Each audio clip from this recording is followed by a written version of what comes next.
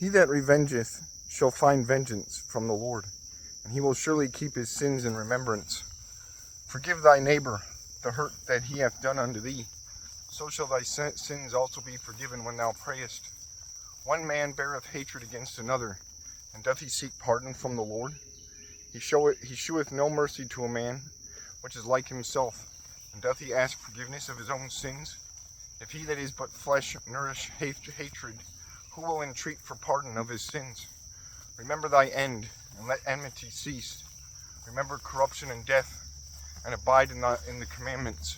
Remember the commandments, and bear no malice to thy neighbor. Remember the covenant of the highest, and wink at ignorance. Abstain from strife, and thou shalt diminish thy sins, for a furious man will kindle strife.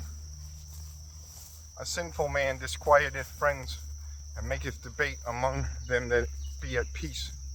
As the matter of the fire is, so it burneth, and as man's strength is, so is his wrath. And according to his riches, his anger riseth, and the stronger they are which contend, the more they will be inflamed. And hasty contention kindleth a fire, and in hasty fighting sheddeth blood. If thou blow the spark, it shall burn. If thou spit upon it, it shall be quenched. That both these come out of thy mouth. Curse the whisperer, and double-tongued, for such have destroyed many that were at peace. A backbiting tongue hath disquieted many, and driven them from nation to nation. Strong cities hath it pulled down, and overthrown the houses of great men. A backbiting tongue hath cast out virtuous women, and deprived them of their labors. Whoso hearkeneth unto it shall never find rest, and never dwell quietly. The stroke of the whip maketh marks in the flesh, but the stroke of the tongue breaketh the bones. Many have fallen by the edge of the sword, but not so many as have fallen by the tongue.